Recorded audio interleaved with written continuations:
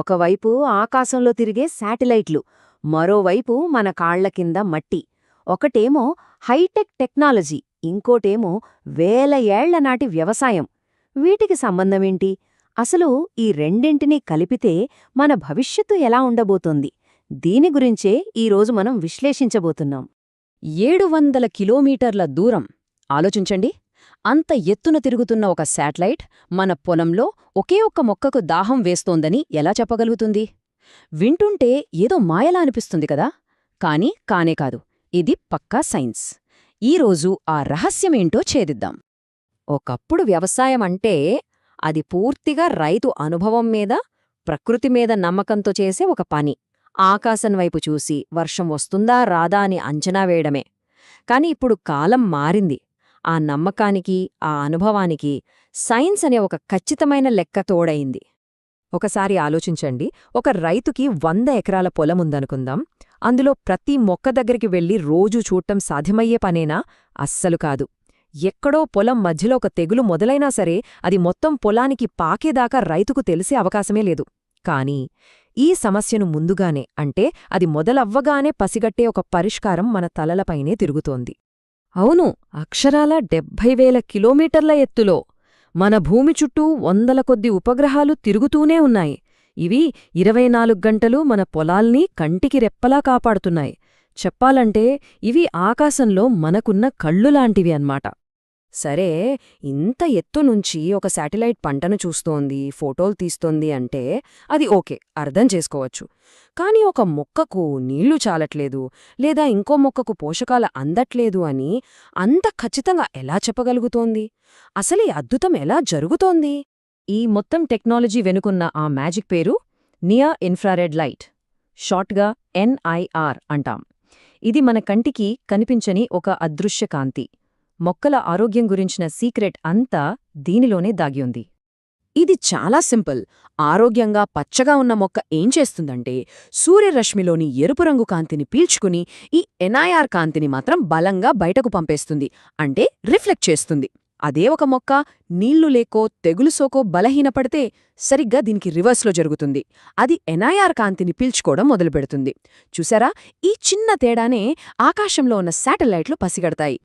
సైంటిస్టులు ఈ తేడాని కొలవడానికి NDVI అనే ఒక స్కోర్ను వాడతారు, అంటే నార్మలైజ్డ్ డిఫరెన్స్ వెజిటేషన్ ఇండెక్స్. పేరు పెద్దగా ఉన్న విషయం చాలా సింపుల్. NDVI స్కోర్ ఎంత ఎక్కువగా ఉంటే ఆ మొక్క అంత ఆరోగ్యంగా ఉందని అర్థం. అదే స్కోర్ తగ్గిందంటే ఏదో సమస్య మొదలైందని లెక్క. చెప్పాలంటే NDVI అనేది పంటకు వచ్చే జ్వరాన్ని ముందుగానే పసిగట్టడం లాంటిది.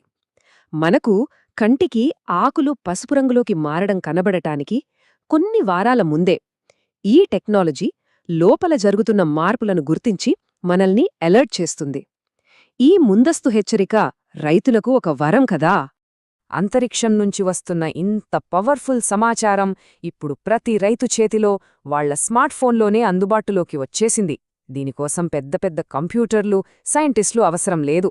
శాటిలైట్ నుంచి మన స్మార్ట్ఫోన్కు ఈ డేటా రావడానికి కేవలం 3 సింపుల్ స్టెప్స్ ఉంటాయి.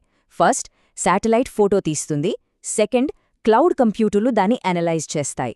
ఫైనల్గా థర్డ్ స్టెప్, మన ఫోన్కు ఒక సింపుల్ అప్డేట్ వచ్చేస్తుంది. అంతే. ఉదాహరణకు ఫార్మట్ అనే యాప్ ఉంది. అది ఈ కాంప్లెక్స్ NDVI స్కోర్లన్నింటినీ మనకు చాలా సింపుల్గా చూపిస్తుంది. ఎలా అంటే ఒక మ్యాప్ మీద ఆకుపచ్చ రంగులో ఉంటే అంత బాగున్నట్టు, ఎరుపు రంగులోకి మారితే ప్రమాదమున్నట్టు అని చూపిస్తుంది. ఇంకా చెప్పాలంటే పొలంలో ఏ మూలన నీళ్లు తక్కువయ్యాయో కూడా ఇది పిన్ పాయింట్ చేసి మరీ చెప్తుంది. అయితే ఈ టెక్నాలజీ కేవలం నీళ్లు ఎక్కడ పెట్టాలి అని చెప్పడానికే పరిమితం కాదు. ఇది రైతులకు ఒక కంప్లీట్ డిజిటల్ టూల్ బాక్స్ లాంటిది. మీ పంట ఆకుమీద ఏదైనా అనుమానాస్పదంగా మచ్చ కనపడిందా?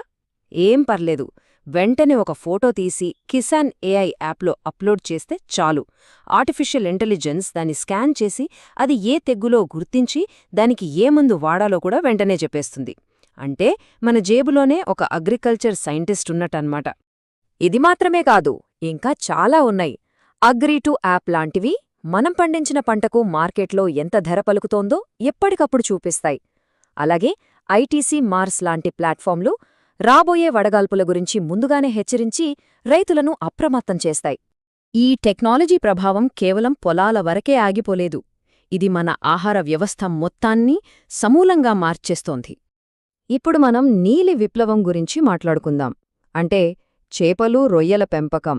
శాటిలైట్ల ద్వారా ఇప్పుడు చెరువుల్లో నీటి నాణ్యతను, అందులో ఉన్న ఆక్సిజన్ లెవెల్స్ను కూడా మానిటర్ చేయొచ్చు. దీనివల్ల దిగుబడి విపరీతంగా పెరగడమే కాకుండా నష్టాలు కూడా తగ్గుతున్నాయి. ఇక సముద్రంలో వేటకు వెళ్లే జాలర్ల గురించి ఆలోచిస్తే వాళ్లకి FFMA యాప్ ఒక ప్రాణ స్నేహితుడిలాంటిది. ఇది చేపలు ఎక్కడెక్కువగా దొరుకుతాయో చెప్పడమే కాదు, అసలు సిగ్నలే లేని నడి సముద్రంలో కూడా శాటిలైట్ ద్వారా తుఫాను హెచ్చరికలు పంపి ఎంతోమంది ప్రాణాలను కాపాడుతోంది. ఇక రైతులకు ఆర్థిక భద్రత విషయం చూద్దాం. ఒకప్పుడు పాపం పంట నష్టపోతే బీమా డబ్బుల కోసం ఏళ్ల తరబడి ఆఫీసుల చుట్టూ తిరగాల్సొచ్చేది. కాని ఇప్పుడు శాటిలైట్ల పుణ్యమని ప్రభుత్వం నష్టాన్ని వెంటనే నిర్ధారించి కేవలం కొన్ని వారాల వ్యవధిలోనే డబ్బును నేరుగా రైతుల ఖాతాల్లో జమ చేస్తోంది. చూశారుగా ఎంత మార్పు! ఈ అద్భుతాలన్నింటి వెనుక ఒక గొప్ప వ్యక్తి, ఒక గొప్ప దార్శనికత ఉన్నాయి. అది కొన్ని దశాబ్దాల క్రితమే మన దేశంలో పుట్టింది. భారత అంతరిక్ష కార్యక్రమ పితామహుడు డాక్టర్ విక్రమ్ సారాభాయ్ గారు చెప్పిన మాటలివి. మన అంతరిక్ష సాంకేతికత కేవలం రాకెట్లు పంపడానికి మాత్రమే కాదు, అది మన సమాజంలో ఉన్న రోజువారీ సమస్యలను పరిష్కరించడానికి ఉపయోగపడాలి. ఆ మహానుభావుడి దార్శనికతే ఈరోజు నిజరూపం దాల్చుతోంది. మన వసుధైవ కుటుంబకం అంటే ప్రపంచం ఒకే కుటుంబం అనే గొప్ప తత్వానికి అనుగుణంగా భారతదేశం ఈ టెక్నాలజీ ఫలాలను మన పొరుగు దేశాలతో కూడా పంచుకుంటోంది. ఇది కేవలం టెక్నాలజీని షేర్ చేసుకోవడం కాదు, ఆహార భద్రత ద్వారా ప్రపంచ శాంతికి మన వంతు సాయం చేయడం. ఒక్క మాటలో చెప్పాలంటే, పొలంలోని ప్రతి విత్తనం, సముద్రంలోని ప్రతి వల ఇప్పుడు నేరుగా అంతరిక్షంతో కనెక్ట్ అయ్యాయి.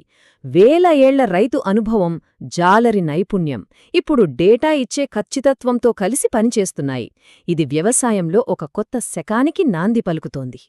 కాబట్టి మనం చూసిందేంటంటే, మానవ మేధస్సు సృష్టించిన అత్యంత అధునాతన టెక్నాలజీ మన మనుగడకు అత్యంత ప్రాథమిక అవసరమైన ఆహారాన్ని కాపాడుతోంది.